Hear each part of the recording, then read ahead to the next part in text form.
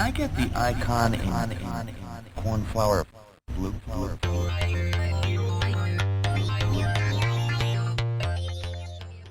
Hey everybody, welcome to episode 22 of Can I Get That Software in Blue? I'm one of your hosts, Chad Tyndall. Along with me is my co-host, still the open source radical, but no longer on sabbatical, the heartthrob who's back on the job so he can golf with customers and hobnob, Steve Mazak, everybody. Thanks for the warm welcome, Chad. I'm really glad to be back in the working world and contributing to society. It feels good. Yeah, tell everybody where you're at.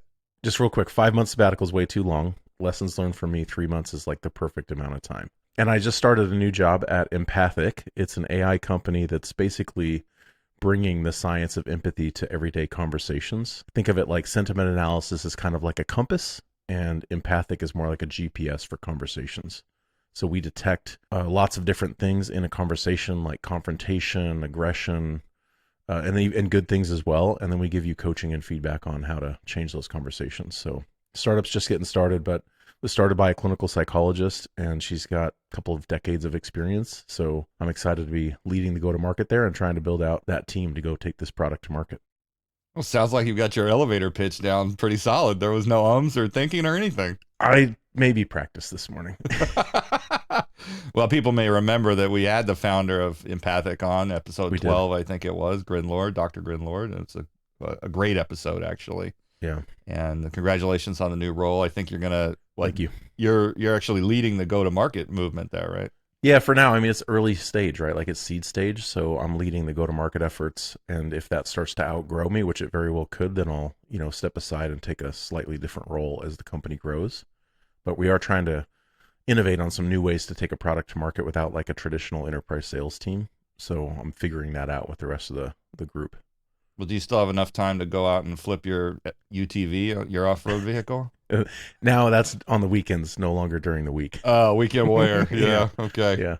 Our guest today is the Chief People Officer at HackerOne and previously served as a Senior VP of Human Resources at Appian. She's a rising star in the world of HR who's on everybody's radar. She drinks Grenache with a certain flair and panache. She and I have the same favorite pie, pecan. Dawn Mitchell, welcome to the show. Thank you for having me. I'm excited. Yeah, we've been talking about doing an episode with an HR professional, either a VP or Chief People Officer type role for like a year. And back then, it was totally different times because everybody was leaving their jobs, getting new jobs somewhere else. This great resignation was happening, and companies couldn't hire fast enough, and they were trying to figure out how to retain people.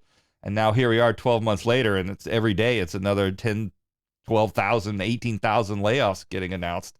So it's just changed so rapidly. What happened? Too much money.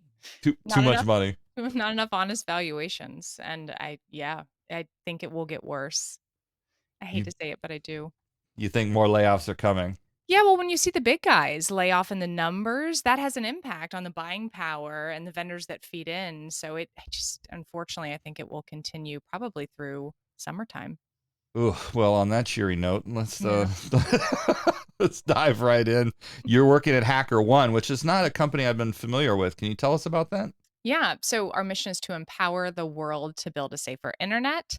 And we handle all things attack resistance management for your company through a community of hackers. That's our secret sauce. So a community of 1.5 million hackers. And the benefit to partnering with them is the inherent bias as you're building products internally. So you may have an approach internally to determine your vulnerabilities or suss them out. But inevitably, it's something that you've built and you've touched, and you've got some bias in how you create that. So the hackers are our secret sauce to doing that. So you actually employ a bunch of hackers? That sounds like an HR nightmare. I know it does. No, they work with us through pen testing, bug bounties. So they're an extension of our company. In a lot of ways, they feel like employees, but they don't work directly for us. So people will come to you and say, I need some hackers, and you'll hook them up. That's exactly right. And we're known to have the best platform, the best customers, so we attract the best hackers. And does that bring any sort of weird liability concerns or questions or something like that? Yeah, it's an interesting space. Like there's some compliance functions here that I'm not used to when you think about the payment of hackers, and a lot of their persona is digital. And so how do you ensure you're paying people correctly? You're paying the person you intend to pay. And then when we deal with customers that have higher security expectations, we've got to ensure those hackers are going through a process to get cleared. So it's interesting. It's not as direct of a relationship that I've seen in the past, but it's fascinating. Are they anonymous, pseudonymous, getting paid in Bitcoin type of thing? In some cases, but pseudonymous, the naming convention to hackers is very, very popular. They all go by pseudonyms, which is super, super interesting. But when we're paying, we need to pay their real name, but the pseudonyms are popular. So you do know who they are. We do know who they are. Yeah. Okay. Mhm. Okay. Yeah. We actually were having a employee all hands in Disney in a month, and we're hoping to have some hackers join us. They're fascinating, and how they get into the space. A lot of them make a living off of it, and it's a great way to take that skill set of geeking out in your basement, playing video games, playing around online, and really putting it to use for good. So we call them ethical hackers. So they Yeah. starting as Black Hat and then they move into the Some, corporate world. yeah. That would be fun to go to Disney during a hacker party because maybe the rides go a little faster, the lights are a little more sporadic. Doing some magic in the background. Yeah. Well, also you're a board member at a startup called Happily. Yeah. What's that all about? And how did you get on the board? So I know the founder, Caitlin, and she had a moment after having her first child where we talk about this, but the mental load that more often than not moms carry versus fathers relative to a working parent. So wanting to make sure you optimize your time over the weekend with your kids and getting outside. That takes a lot of planning and mental capacity. So in your evenings, trying to prep activities for the weekend. And so the app started as that. So adventures, happily adventures. You could go put in your zip code and get those adventures queued up for you. You didn't have to do any thinking. And there's your weekend. You get quality time with your family outdoors. And then a really interesting moment during the pandemic, and actually at my last company, Appian, because we were one of the first adopters, the usage wasn't with parents. It was with like 25 to 32-year-olds. Because if you take playgrounds out of the selection, it's just doing outdoor things, hikes and breweries along the path. And then as the digital first transition happens, so more companies really leaning in, how do you stay connected, both across your organization, enable that connection for your employees outside of work? Personally, I think the future of benefits is how you give your employees time back. And Happily has really fit nicely into that space. So there's an internal connection through their platform that you can have across a distributed workforce, but you can also still have those happily adventures. And there's opportunities to give back. So volunteering efforts are coordinated through there. It's like a one-stop shop for connection, whether that be personal or across your employee base. I think that's a good transition into our first topic since you mentioned going digital first. And this is obviously a hot topic that's going on. So we see all of these CEOs and companies coming out and telling people that they should get back to the office. And, the CEO of Morgan Stanley this week says, get real, and employees can't simply choose to work remotely. Disney CEO says he wants everybody back in the office 4 days a week. Goldman Sachs says 65% of their workforce has gone back 5 days a week. I mean, that's a lot. Salesforce telling people to get back to the office. Jamie Dimon saying that remote work doesn't work for younger staff and management. So what are your thoughts on this? Like, do you think these people are being ridiculous or? I have so many thoughts, but when I came to HackerOne, one of the deciding factors was the digital first stance. I think we're in a really interesting in-between stage with two different generations in the workforce. And what you're showing me there is leaders that don't know how to lead in a digital first environment. And I also don't think tools have been optimized for it, right? Happily is just on the cusp of keeping that kind of sticky cultural connection, because that's what you hear, right? Come back to the office. We don't have a culture if you're not together and collaborating. So I think we've got a lack of leadership capabilities in that space. We have a lack of tools that truly optimize a digital first experience. And that's what we're seeing in terms of putting them back to work. But then you've got this group of kids coming into the workforce. I shouldn't say kids, but young adults whose experience is online. The rate of which 16-year-olds are getting their licenses so less than what it was. The way they hang out is through a screen. The way they experience the world is through a screen.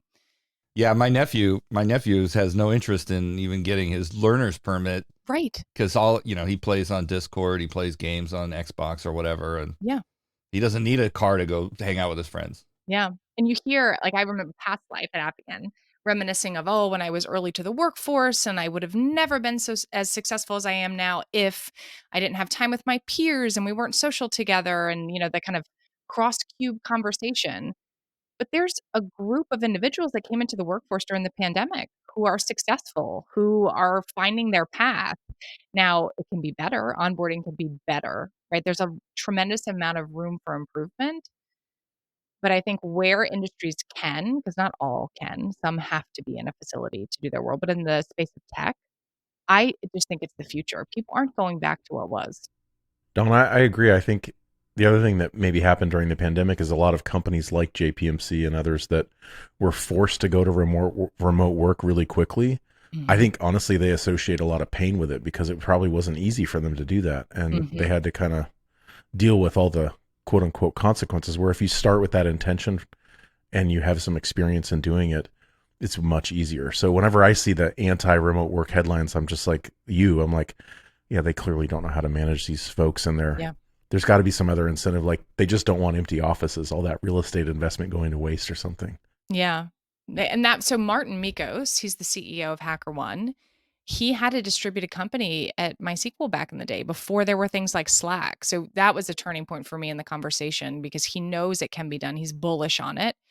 And I do say, Bill Gurley, he's on our board. He put a tweet out recently, and I think he's very correct. When people are looking at jobs, if you don't work for a company that's fully both feet in digital first, I would steer clear because the hybrid space is a nightmare Yeah, expectations are all over the place. all over. Like, yeah, it's weird. What do you think management could be doing differently to get their arms around it and actually learn how to manage people remotely? It's so boring, but I think it comes down to async work. And I understand how challenging it can be for some of these large organizations, but the core of being a digital first company is optimizing the work for async practices and having a strong documentation culture, having a single source of truth. Now, we are digital first, we're not digital only. That's one of our core principles. So we still value coming together in person and we invest in that, but we do it intentionally. And we focus on moments of building connection and work. Some work is easier done in person, but I think that's at the core of it, really boiling it down to the output, not how something is done, but what you expect of someone. And that's challenging for leaders that managed a different way for the majority of their career. Yeah, so you think this is mostly a generational divide? A generational divide and a lack of technology. I don't think the technology is where it fully needs to be. Darren Murph talks about this quite a bit. He's the head of remote at GitLab.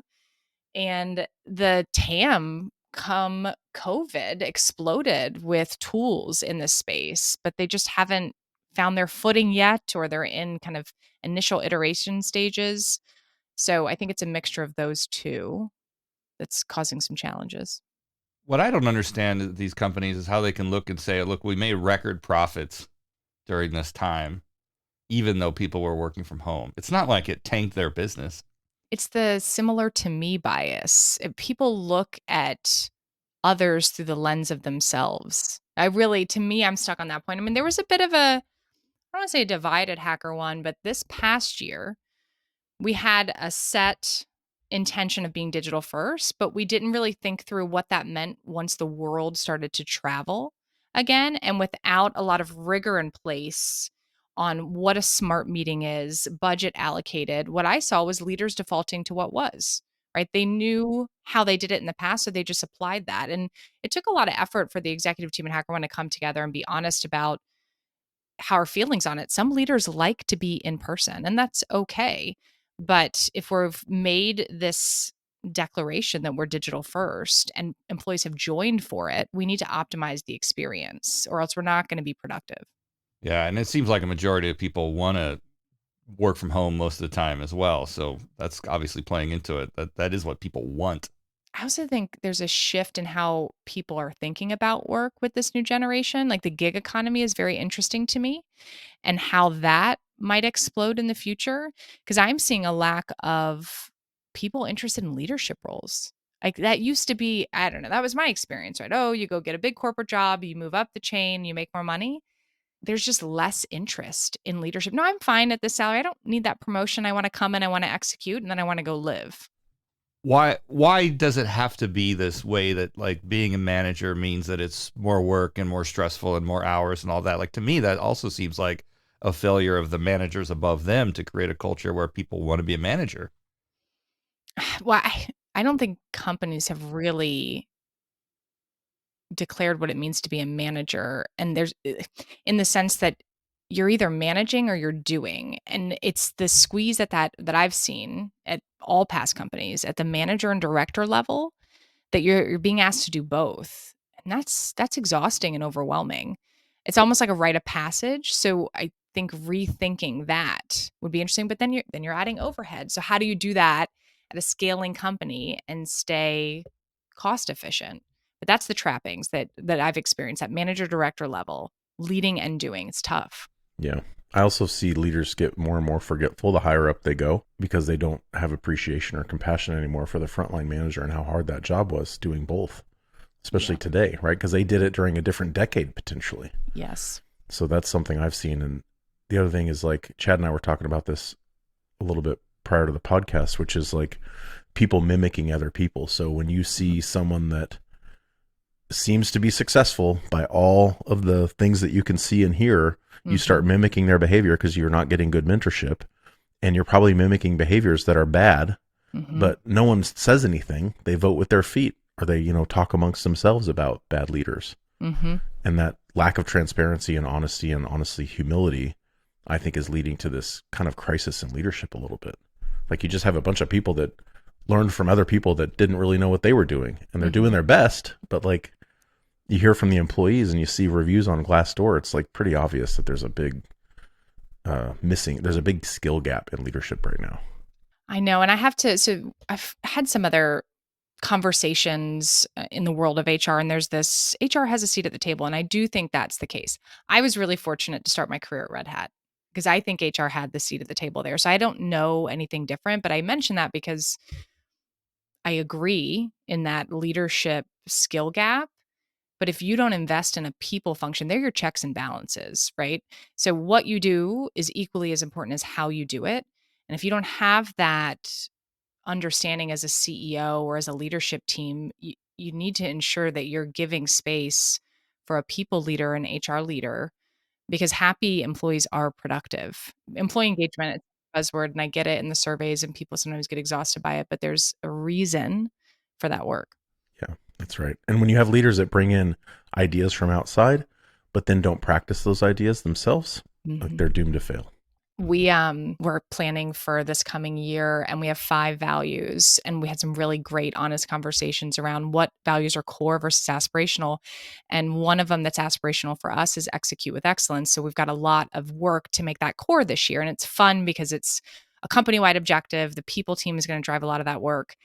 And the one ask I had of the executive team is we have to lead by example. If we're really going to make this core, I'm not going to go to the people leaders. I'm going to come to you, and we're all going to live this day in, day out. Because when you do that, that's the ripple effect. That's right. People see the say-do ratio very quickly. Even in a remote company, like, you see it. Yeah. News travels fast no matter what these days. Oh, yes. Yeah. Do you think HR was at the table when they decided to, send all the Google employees 3 a.m. emails laying them off in the middle of the night?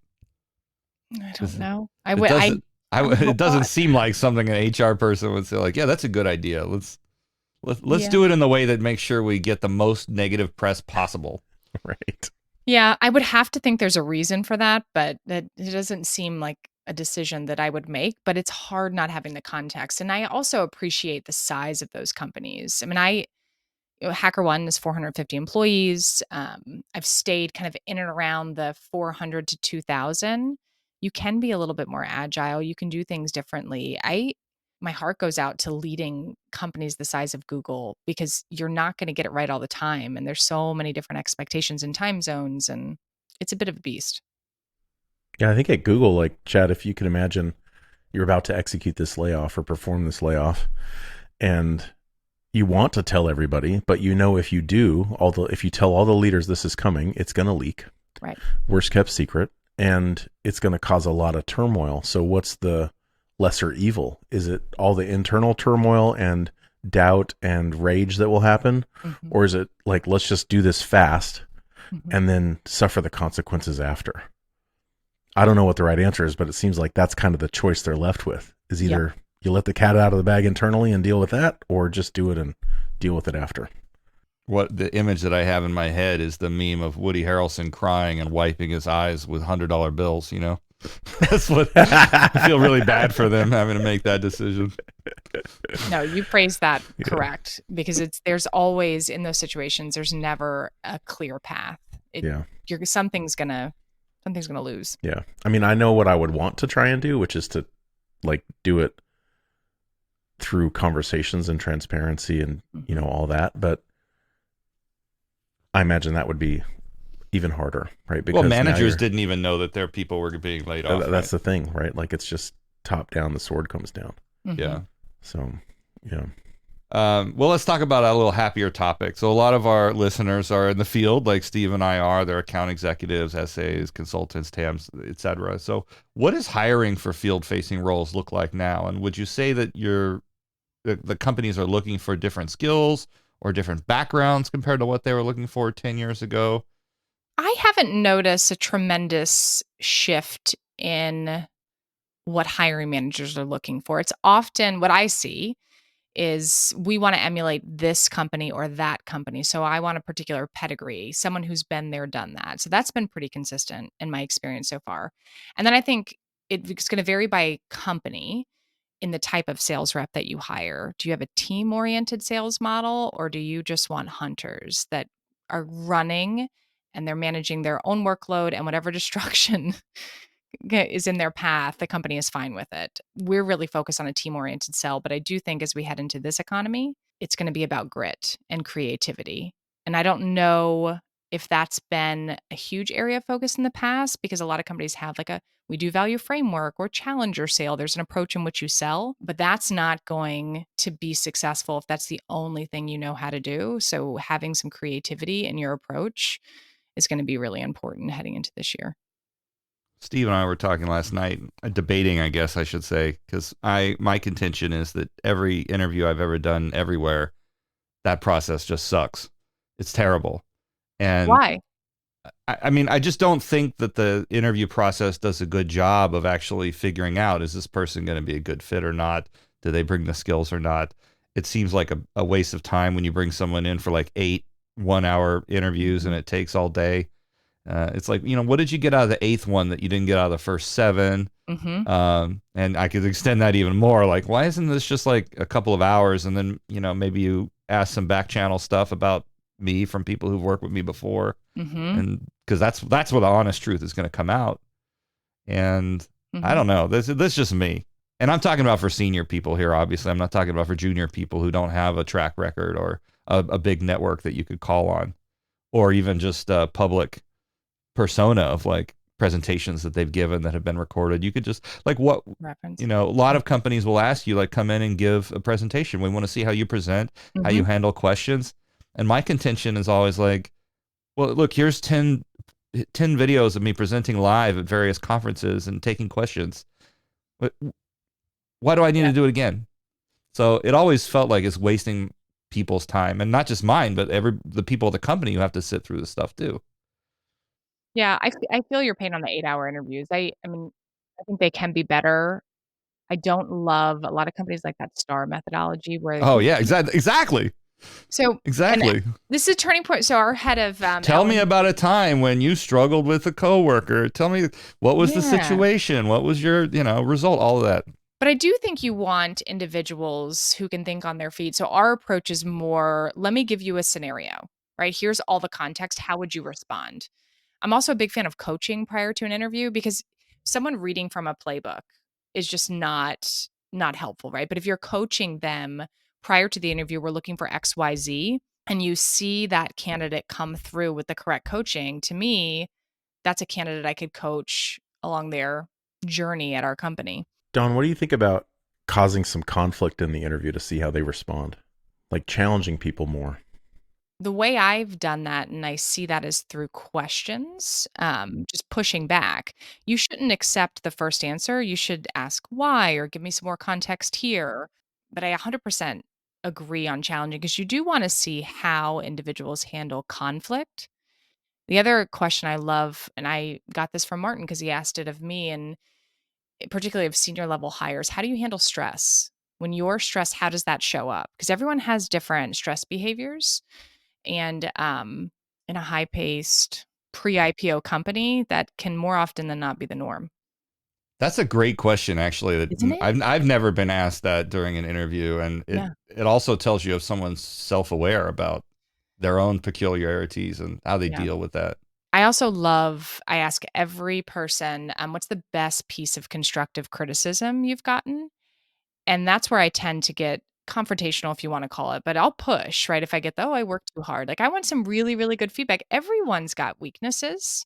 Nobody's perfect. And I found those to be the more interesting answers that I'll get, but I'll dig.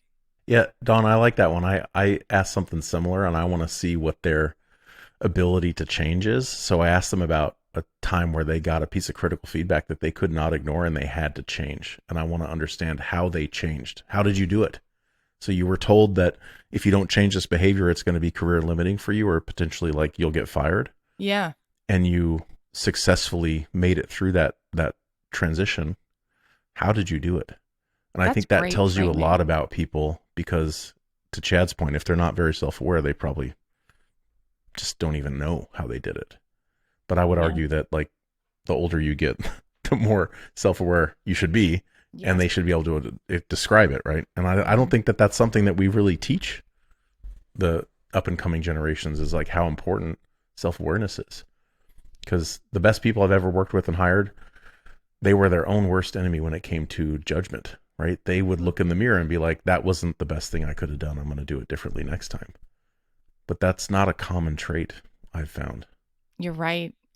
Yeah, there's a me-oriented culture Yeah. that's coming up, but I Yeah, agree. it's like, Best people I've worked with, I'm in my head thinking of some of them, and they're their own worst enemy. They're so self-critical, yeah, but in an effort to improve. that's right. And nowadays, like, it seems like the status quo is just if you're not happy with someone else, just leave.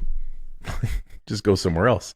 And I don't know how you grow if you keep avoiding conflict and that kind of stress of, or the pressure cooker that causes change. I just don't know how you do that. Mm-hmm. You have to grow through it, not avoid it. There's that sweet spot, right? There's power in staying with a company through multiple iterations and growing while there. Yeah. There's the downside of leaving too early. Then there's the downside of staying somewhere too long Yep. and just getting so embedded. But yeah. Do you think that having hiring quotas for managers leads to companies making bad hires? Is this a practice that should stick around? Because that's something that, I mean, a manager will have that as their KPI. Like, you got to hire this much or you're not going to get your bonus or whatever.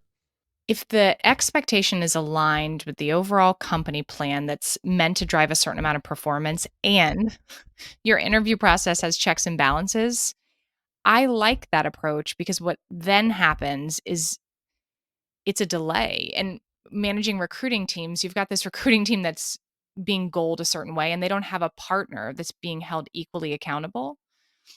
So it does come down to the process, though, ensuring that hiring managers don't have full autonomy to make the decision, that you're keeping some foot in, your values or whatever the framework is that ensures some consistency so that you don't have silos. But I'm a fan of those.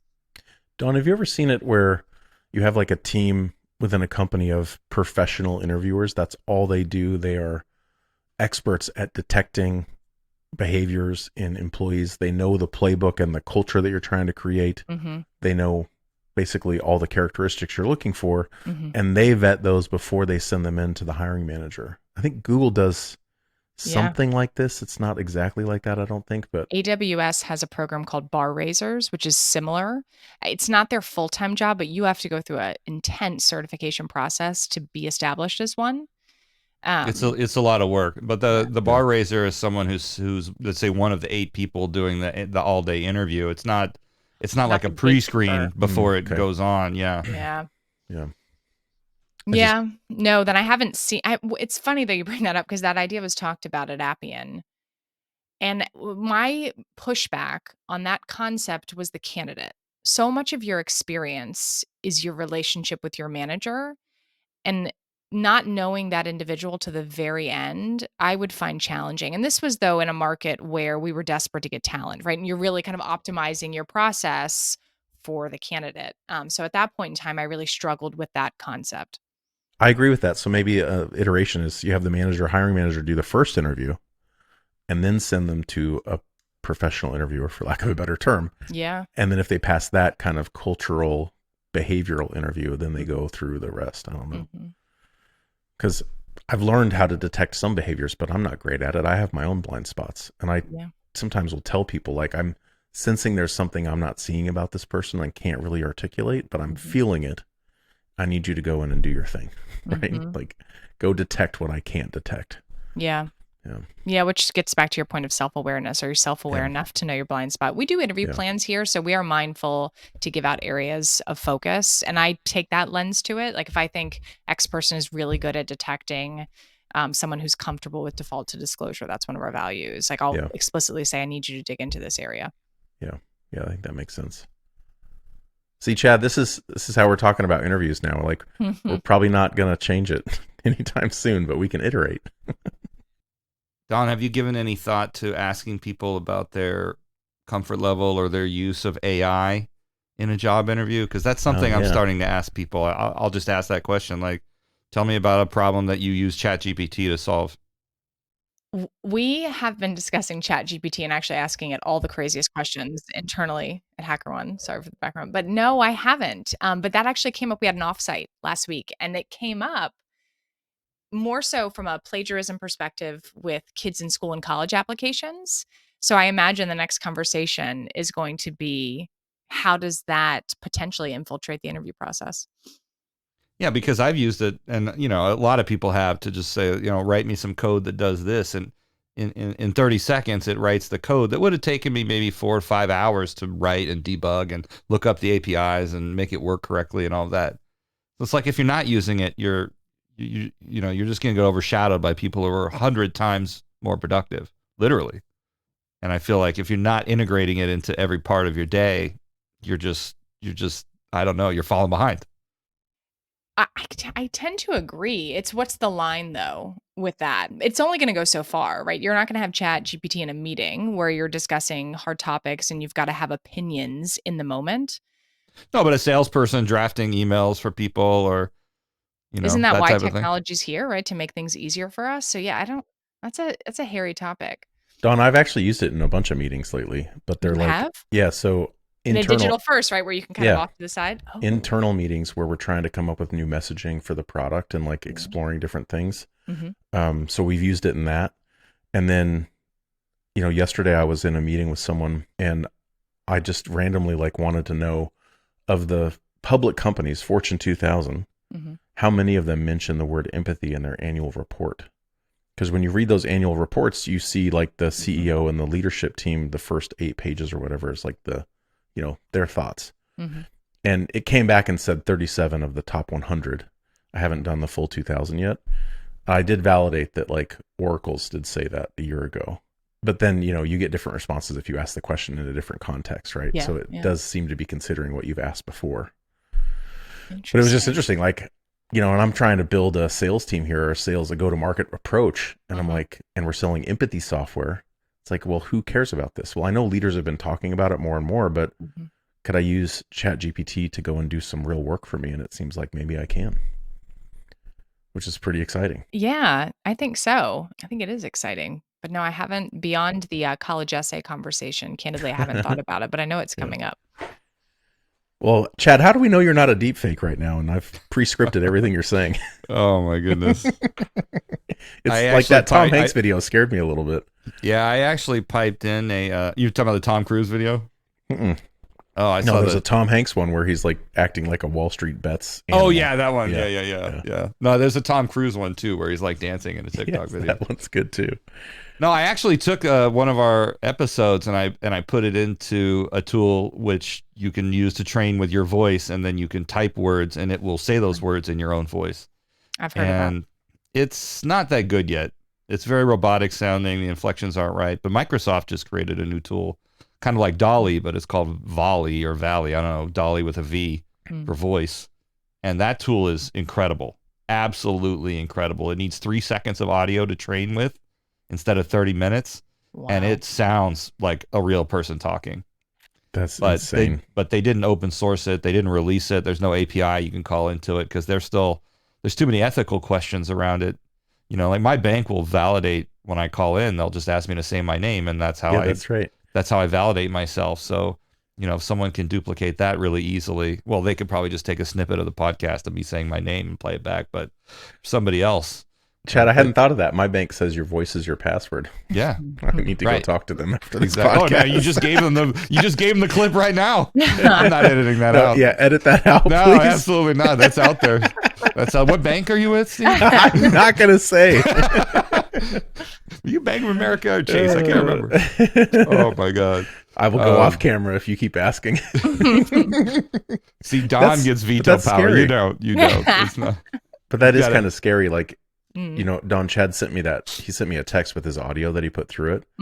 And honestly, like, if he didn't tell me he had done it, I would have thought it sounded weird, but not because of the audio quality. It was because it put in gibberish words when it didn't know what to say. Well, no, because I was using the free version, so it limits you to a dictionary of 1,000 words. Yeah. So I typed what I did was I asked ChatGPT to write a paragraph on what the role of a modern solution architect is, and then I just pasted that into Descript, and then Descript read it out. So anytime there was a word that wasn't part of the free plan, it literally just said the word gibberish. Presales engineering is a technical gibber role that involves working with potential customers to understand their needs and requirements, and then demonstrating how a product or solution can meet those needs. Yeah, that's right. Really? It would say like gibber engineering or something. That's Yeah, cracking me up. exactly. But the quality of the audio was fine. And if you hadn't told me it wasn't you and you weren't trying to joke with me and use gibberish words, I probably wouldn't have known, because I expect things to be lower quality when it's coming through my phone speaker. So how are we supposed to know, right? Like, I don't think the quality has to be perfect depending on the medium. Yeah. This topic is one of those where we're either going to harness it for good and really kind of build systems around it, or it's going to be feared and it's going to be kind of taboo in certain organizations. I'll be curious to see how it's adopted. Well, I think it's going to be both, really. Yeah. I mean, Depends on the it's like any company, right? technology, you know, it's good, it could be used for good and bad. But I think any organization that doesn't harness it is just going to get destroyed by ones that do. Yeah. Because they'll be 100 times more productive, or more, maybe really more, once it gets even better. I mean, it's still early days. I know we had some questions about the layoffs that are going on, and we don't want to dwell on it too much. But, you know, one observation that I had was that it felt so different from the last couple of times we've seen this happen. I mean, everybody's saying, oh, it feels like 2001 all over again, or it feels like 2009 all over again after those two economy falling off the cliff scenarios and a lot of layoffs and everything. But now we're seeing these companies that are making, $100 billion a quarter in profit doing it. So it's not like it's an economic calamity and they're trying to survive and they have to cut 10% of their company in order to just, not go bankrupt. That's not what's happening right now.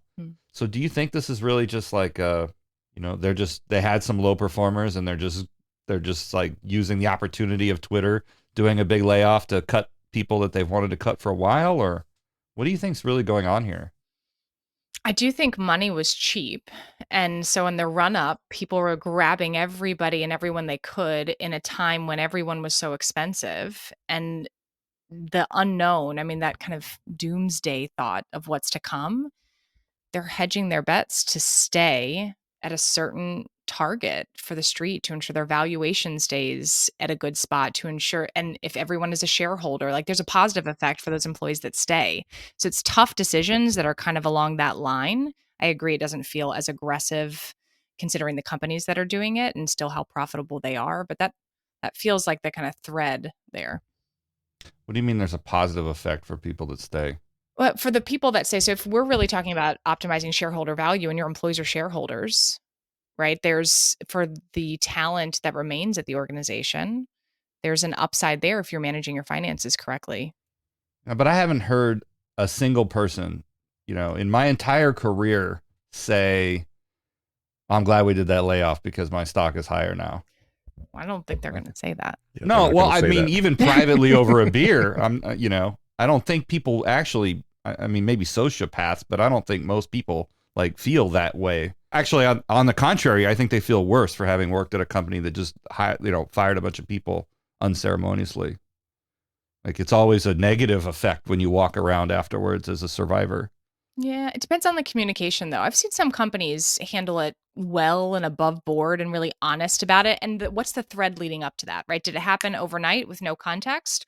Or was there a steady focus of communication on we're uncertain, we're making shifts in this part of the business, we're really assessing how productive we are here, and we're going to keep you informed as we continue to come to decisions? Don, can I ask a question about cultural differences between departments in organizations? Oh, yeah. This is one of my favorite topics to just explore because there's so much to learn here. Have you seen in your career like different cultures within different departments or teams and companies? And just kind of give us an example of what you've seen, maybe. Yes. And I'm talking broadly, not any particular company, but there's a thread. I mean, you see on the G&A functions a very tight knit, compliance process oriented approach. You see on sales teams, a woe is me.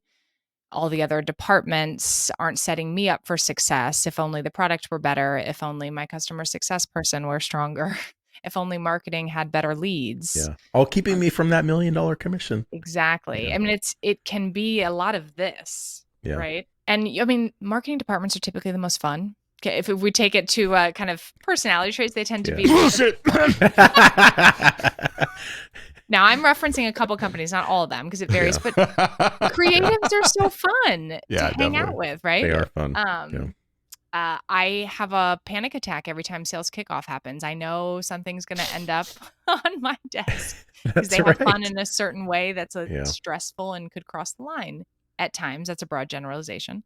Yeah, there's definitely themes. I think certain roles attract certain personalities. Yeah. So do you Mhm. think incentives, the way they were set, like I don't know who set these incentives for enterprise sales teams way back in the day, Mhm. but they are what they are now. And so it seems like the only way to build a modern enterprise sales team is to offer these massive potential commissions and earnings and hire a bunch of lone wolves that do exactly what you said, is like point the finger at everyone else not setting me up for success. Mhm. Whereas in engineering, it's probably totally different, right? They don't have the incentive to go earn $1 million commission potentially if they, work hard and are very successful. And so that changes the actions they take on a day-to-day basis. And so when those two meet, like I've seen lots of different conflict, but one of them is like, oh, the teams that are not sales don't have a sense of urgency. And it's like, that's not true. It's just that their urgency is different than yours. Mhm.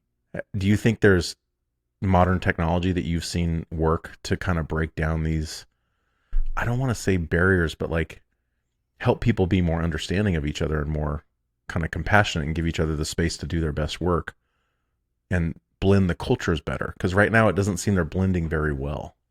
And I don't have that much experience, obviously. I've only worked at a few companies, but I got to believe there's better ways to do this. Now, I don't know if this is going to fall into a modern technology category, but if I think about having more empathy across departments for the work that they have to do and how it fits into the overall picture, it does start with the executive team and having a team one approach. And comp is comp is never going to be consistent because, as you said, the structure was set up, and if we want to attract talent to do these different roles, they're breaking the mold is very challenging to do, especially for a startup, right? Because you're used to what you're used to. That's right. The structures are the structures. And if you're going to Yeah, challenge them, go for it, but good luck. exactly. I think it's organizational clarity, right? And if you have an OKR model, which we do, can you be so simple in your objectives, simple yet specific enough and broad enough whereby everyone sees themselves there? They understand how they connect to the overall goal. And you are fully above board on departmental objectives and key results. Also, the progress to those is fully above board. I think that can create far more empathy than if things are hidden, right? Because more often than not, I've seen the finger pointing come from not knowing and assuming, Yep. taking past company baggage, applying it here, just making a quick remark without really taking the time to understand.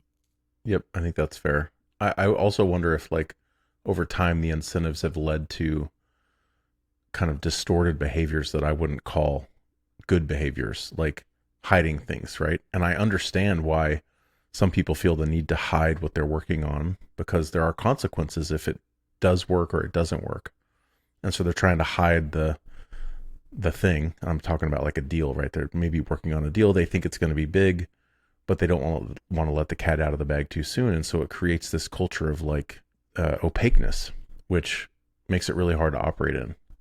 But I think that like all the good things I think about sales reps and the bad, like one of the harder things to deal with, I think, as a rep is like this fear of, if this deal doesn't come in, if that deal doesn't come in, I'm going to get fired. And that's not the same. I think they believe there's a double standard in like engineering and other departments, whereas, but to me, it's all about performance. That's so nail on the head, because the one thing I'm seeing at a macro level is the shift to productivity. So I think the control is moving from employees to employers. It has something to do with the layoffs. Let's say I'm hearing some of these things internally right now, right? And that exactly that I'm going to lose my job, but this person is allowed to miss deadlines quarter after quarter. Yes. That's an imbalance that just needs to be addressed at the leadership level, and you set expectations and you follow up. And if the expectations aren't met, you make that talent available to the market. And that might sound really harsh, but I do think you've got to be at least equitable on that front, right? That everyone is held to a standard, and standards might be different. Yeah. But if they aren't meeting those standards, then there's a change. Well, and to your point, if you're not communicating what those standards are, then how is anyone supposed to know? Right. Yeah. Which is, again, a top down, kind of starts with leadership first. Yeah. So how do you use, how do you think about using data and analytics to improve the HR decision-making process? I love it. It's challenging at times depending on the company size, to see true trends, right? What kind of data and analytics are you looking at? I want to understand on the recruiting side, it's a sales engine. So the funnel, right? How do people move through? That gives me some insight into the hiring managers or to the recruiters. Something's challenging with our compensation. I also like to look at. Does that, you mean you're looking at like when someone drops out of the funnel, you try to figure out why and see if there's trends for that, you mean? Yeah, I'm talking about from identifying a candidate through to the recruiter screen, then the hiring manager, then the interview process. Like how many of them make it through? So and then you can kind of diagnose, does the recruiter have the right understanding of the role, right? If the amount of screens they're having relative to the amount that are passing through the hiring manager screen is far too low, then we need to go up to that recruiter screen and make sure they really understand what they're looking for in the market. So you can kind of diagnose based on what you're seeing in that funnel. Internally, the standard, what is our makeup? What does diversity, equity, inclusion look like? We need employees to self-identify, but getting a sense of the makeup of our organization in that way is interesting. I also like to understand manager to IC ratios, movement within departments and across the company upward. So how much are we growing our talent internally? And you have targets for that stuff?